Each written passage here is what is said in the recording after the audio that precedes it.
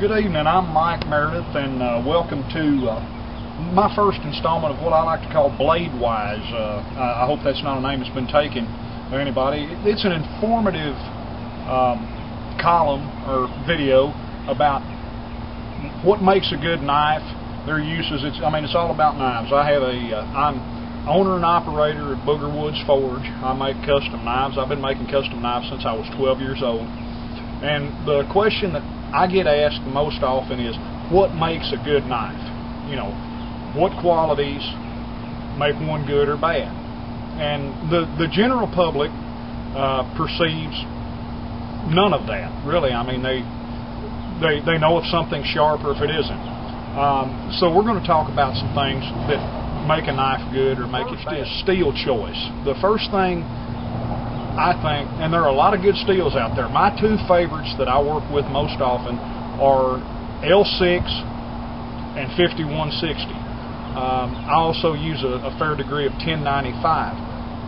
But there's all kinds of great steel out there, and some stainless and some not. I personally do not use any stainless in the knives that I make because I haven't found any stainless that I can forge successfully. And forging is the way that I make my knife.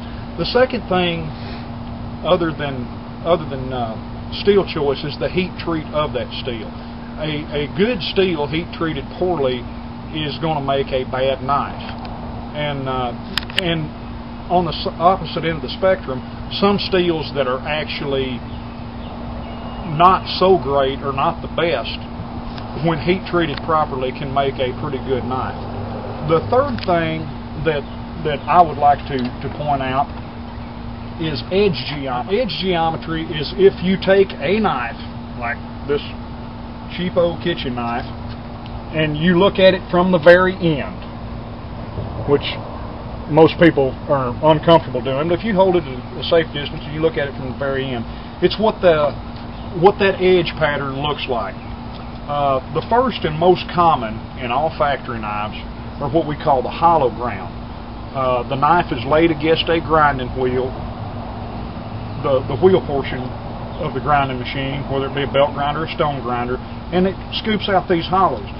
The only problem with that is hollow grinds are great for instruments like straight razors, something that's only going to have to be cutting, like peeling hair off or something. They're great in that respect. They don't do so well in cutting through a medium like meat or wood or anything, but sadly most of the factory knives out there that are made have that particular edge geometry, and to me it's an opinion shared by other contemporaries of mine that it makes for a poor cutting instrument. My displays are a little bit low tech, but knives are a low tech tool when you get right down to it, so bear with me. Then you have the convex grind. This is generally only found on quality custom knives. I do a fair amount of convex grinding. It's also called the apple seed grind. It comes down like that, so when you wedge it through whatever medium you're cutting, it tends to force apart the cutting medium. The only drawback of this type of design is most people do not know how to sharpen. And for any great extensive sharpening on one, it requires the use of a slack belt grinder, which most people do not have. So that leads me to what most of my knives that I make are, and that is a flat grind, which is a full flat grind all the way to the spine. Now this little area that I marked down here at the very bottom is your secondary bevel, which is found on most cutting instruments. The Japanese in their samurai swords and their cutting implements that come from that era and that are traditionally still respected today don't have much of a secondary bevel. They have what they call a zero edge because it goes straight from one side to the other, and that truly is a superior cutting design. I found that the full flat grind is probably the best of all worlds when it comes to edge geometry. Another really stout design in the realm of grinds is the Scandi grind, and it's like a flat grind, but it only comes up to a certain portion of the depth of the blade stock, and then you have your plunge lines, which it's real good for survival type knives, for knives that you're going to be hacking through heavy wood with, that you may be batoning a knife through wood with. That's a good thing to have. So that's just a little edge geometry 101. There are people who will never buy a knife from me that would probably, the reason I'm doing this is because I think that they will probably benefit from knowing this. This is an El Cheapo kitchen knife that my fiancée Jenny has had in her kitchen implements for some time. There's really nothing desirable at all about this thing. However, if you twist the FBI's arm hard enough, they'll let go of the statistic that this is probably the most common murder weapon in a crime of passion. Its serrated edge serrations can be good on a knife. Their only drawback is that they're not easily sharpened, and these are almost impossible to sharpen.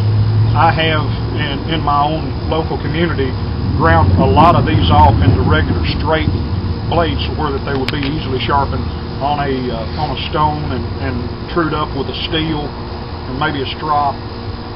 There's really nothing. The knife is made of thin, flimsy blade stock. It's another thing. Don't wash your knives in the dishwasher. Don't wash your kitchen knives in the dishwasher. That does them no favors. Wash them by hand. This is a kitchen knife, however, is a fairly solid design. It's a Walmart knife made by Faberware. I'm pretty sure Walmart's the origin of this, but it's got slab handles that are solidly pinned on.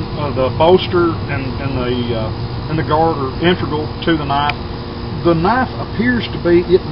I do not think that it is hollow ground at all. If it is, it's been done on a very large wheel, and it appears to be flat ground. I sharpen these knives for, and they stay very sharp for a long period of time. This knife here is a replica that I have done of what is widely reputed to be the first Bowie. It's the Cypress ham Bowie, a possible candidate for the knife that Jim Bowie used in the sandbar fight near Giles Island. It's not. It's very non-becoming of the modern definition of Bowie knife, but it has a full flat grind with a secondary edge that's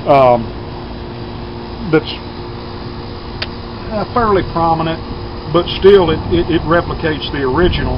It's got a tapered tang that puts the weight of the knife, the blade weight. It removes weight from the hilt and puts it in the blade area, making it good for chopping, for butchering game, and which was probably the original intent of that knife. Jim Bowie never really fancied himself as a knife fighter before he got into the Vidalia sandbar or the sandbar fight. And it's heat treated. The way that I heat treated this blade was I quenched it only along the edge, so it's really hard along the edge. The spine is very soft and forgiving. That's another thing about knives in particular. You want to make sure that the knife you're using is designed for the purpose that you're going to be using it for. Everybody wants a dog like Lassie that can do everything, but in the knife world there are very few knives that, for instance, this is a skinning knife that I made for a gentleman named John Shirley, and he had the design parameters that he had for this knife.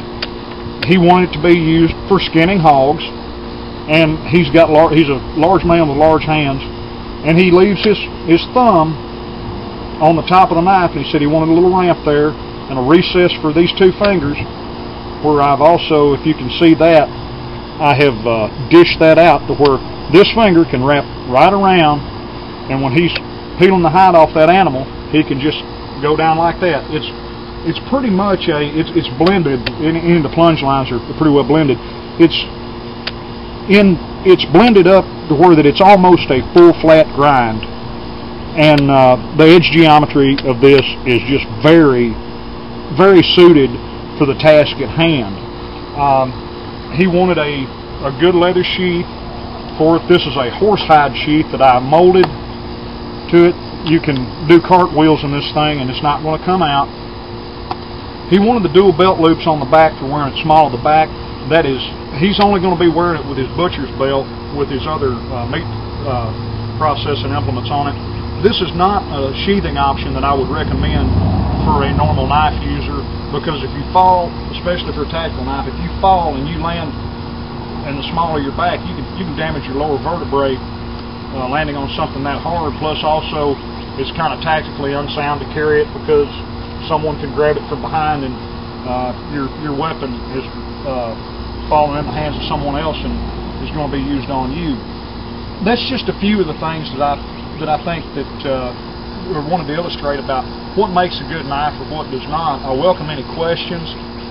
There will be more installments of this. I'm going to be doing a video out at the forge here before long of the tools that I work with. I work with very few tools, and most of my knives are, although I have a belt grinder, most of them are forged to shape, and any final work that I do on them is with by draw filing. This particular knife, I didn't use any power tools on it at all. In fact, the steel is punched through with a hot punch in order to facilitate the pins. So, like I said, I welcome any questions from y'all, anything that you might want me to review. Look forward to having more videos for you here soon, and special thanks to my beautiful Jenny for being the camera operator here, which we also have a low-tech camera that we're hoping to improve on here before long. But until next time, stay sharp and stay safe.